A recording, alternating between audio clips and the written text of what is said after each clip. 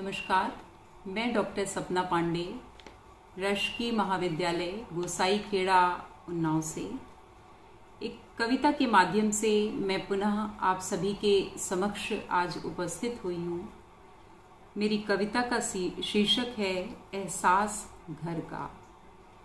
इसमें मैंने प्रयास किया है कि एक घर कब इमारत का रूप ले लेता है और उसके लिए कौन दोषी है, कौन जिम्मेदार है।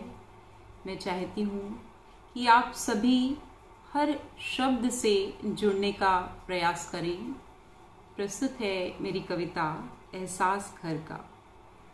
गुजरी थी आज उस चौराहे से, अमिट स्मृतियों को संजोए घर के उस द्वारे से। पल भर के लिए नैनों के झरोखों से दीदार किया उस इमारत का जो शायद कभी घर हुआ करती थी। एक आह से निकली अंतर मन के किसी लहूलुहान कोने से।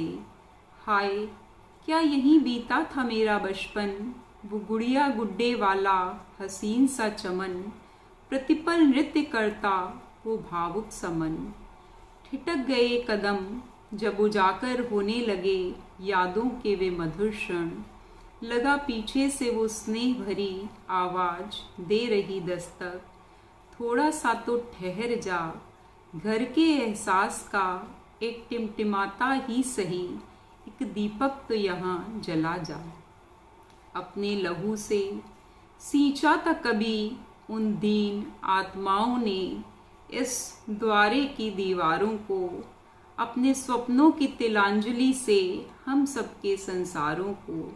अपने श्रम की बूंदों से संवारा था उस खिलखिलाते गुनगुनाते से आंगन को, और न जाने कितने ही अनगिनत हमारे अफसानों को। बचपन बीता, यौवन बीता, बिसरा दिया हमने उन पैमानों को।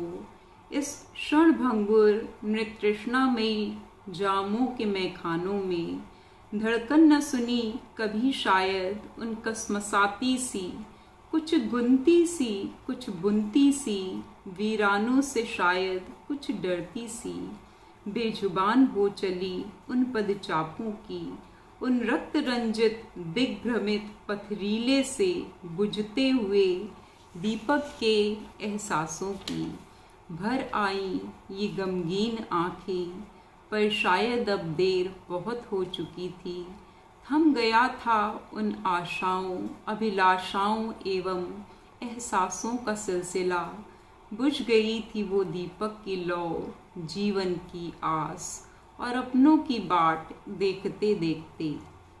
रह गई है तो सिर्फ इन पाषाणों को शून्य में निहारती वो सुशांत श्वेत दीपक की दो बत्तियां।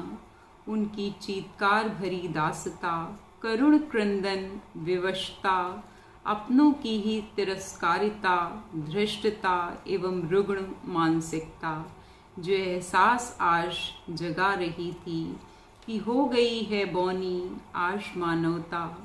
व्यर्थ का दंभ भरती आधुनिक संस्कारिता, शर्मसार प्रतिबिंबित हो रही यह मूक इमारत भी, जो शायद कभी घर हुआ करती थी, जो शायद कभी घर हुआ करती थी। बहुत बहुत धन्यवाद।